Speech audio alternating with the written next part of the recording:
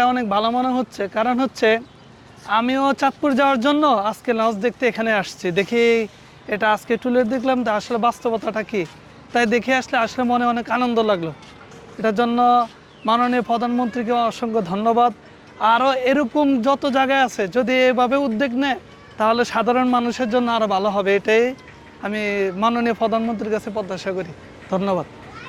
সরকারের এই সকল উদ্যোগ তো খুব ভালো, জনগণের সুবিধা হবে।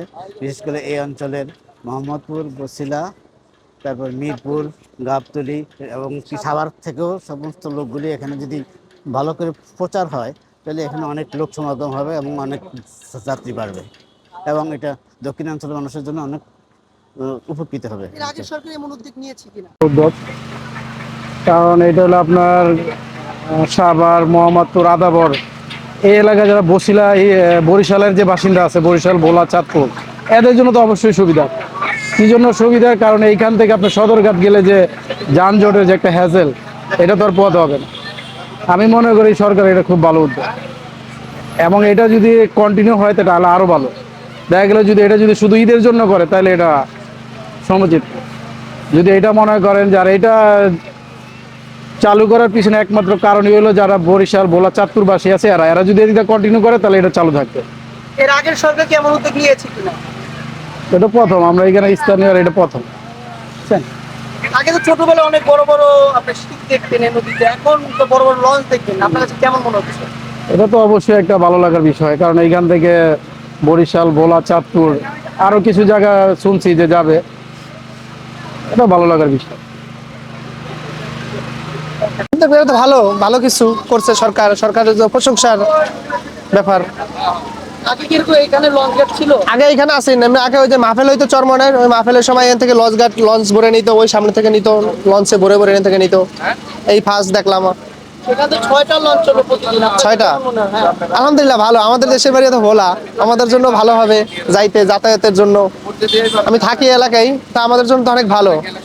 আগে তো সদরঘাট যাইতাম, সদরঘাট থেকে যাইতে জার্নিং করা লাগতো, গাড়ি নেওয়া লাগতো, আরে এখান থেকে যাই গোল্লা দিয়ে গেলাম গিয়া, একটু যাইতে একটু লেট হবে, এটাই, এর বাইরে তো আর কিছু না।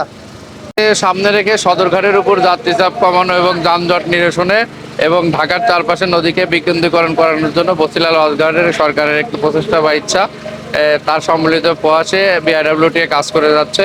এই লঞ্চঘাটটি উদ্বোধনের অপেক্ষায় আগামী 17 তারিখ থেকে দক্ষিণবঙ্গের বিভিন্ন লঞ্চ এই ঘাট থেকে ছেড়ে যাবে বিভিন্ন শিডিউল নিয়ে, এবং সেই লক্ষ্যে প্রস্তুত করার জন্য ঘাটের মানে শেষ পর্যায়ের কাজ বর্তমানে চলমান রয়েছে। যাত্রী চাপ কেমন হবে বছিলা লঞ্চে? আশা করছি মানে এলাকার মানুষজনের সাথে কথা বলে বুঝতে পারছি তারা খুব উৎফুল্ল এবং তারা খুব আশাবাদী, এবং আমরাও আশাবাদী যে আসন্ন ঈদে বিভিন্ন জায়গার লোকজন বা বিভিন্ন জেলার দক্ষিণবঙ্গের বিশেষ করে মানুষ যারা নদীপথে ঘরমুখ হয়ে থাকে ঈদে বাড়ি যাওয়ার পক্ষে এই লঞ্চটি একটি কার্যকরী ভূমিকা পালন করবে। সরকারকে আপনি কি জানাবেন? এর আগে তো এরকম উদ্যোগ নেয়নি। অবশ্যই একটি ভালো উদ্যোগ, বিশেষ করে এই নদীটাকে ঢাকার চারপাশে আছে, এটাকে আমরা যদি প্রপারভাবে ব্যবহার করতে পারি যানজট নিরসনে একটি গুরুত্বপূর্ণ ভূমিকা রাখবে, এবং ঈদের যে চাপটা হয় সে চাপটা কিছুটা হলেও নদী কেন্দ্রিক হলে সড়ক পথে চাপটা কিছুটা হলে কমবে। মূলত যতগুলো পল্টন আছে, বিশেষ করে এই ঢাকা বিআইডব্লিউটি এর কর্তৃপক্ষের আওতাধীন সবগুলো পল্টনেই আমি কাজ করে থাকি। আর এখানে যে ঘাটটা দেখতে পাচ্ছেন এটা একেবারেই নতুনভাবে সংযোজন করা হয়েছে। আর এই ঘাটটা থেকে সকাল থেকে একেবারে সন্ধ্যা অবধি লঞ্চ ছাড়া হবে। এটা হচ্ছে যে আপনার ঈদ উপলক্ষে এই ঘাটটা উদ্বোধন করা হয়েছে এবং এটা সব সময় থাকবে। আর এটা আমরা এই বাংলাদেশ নৌ পরিবহন অভ্যন্তরীণ এটা লেখা হইলে মোটামুটি কার্যক্রম যেগুলো দেখতে পাচ্ছেন এগুলো সবগুলোই আপনার একেবারে শেষ পর্যায়ে টাচিংয়ের কাজ চলতেছে। ইনশাল্লাহ আজকে এবং আগামীকালকের মধ্যে সম্পূর্ণ কাজ শেষ হয়ে যাবে। 17 তারিখ যাত্রীরা নির্দ্বিধায় নিঃসংকোচে এখান থেকে যাতায়াত করতে পারবে। জি, বছিলা লঞ্চ ঘাট থেকে। কি লঞ্চ ছেড়ে যাবে বা কোথা থেকে যাবে? আচ্ছা, মূলত হচ্ছে যে সরকার দুইটা দিক থেকে ঢাকার প্রাণকেন্দ্র থেকে এই লঞ্চগুলো ছাড়ার ব্যবস্থা করেছে। একটা হচ্ছে যে পূর্বাচল 300 ফিট কাঞ্চন ব্রিজ থেকে ট্যুরিস্ট লঞ্চ ঘাট থেকে ঢাকা, জি ওটা কমপ্লিট করা হয়েছে। ঢাকা থেকে ওইখান থেকে ছেড়ে যাবে ইলিশা, ওইখান থেকে ছেড়ে যাবে বরিশাল, চাঁদপুর, কালীগঞ্জ, উলানিয়া, হিজলা, এই দক্ষিণাঞ্চলের এইসব জায়গাগুলোতে এই লঞ্চগুলো ছাড়া হবে আর কি।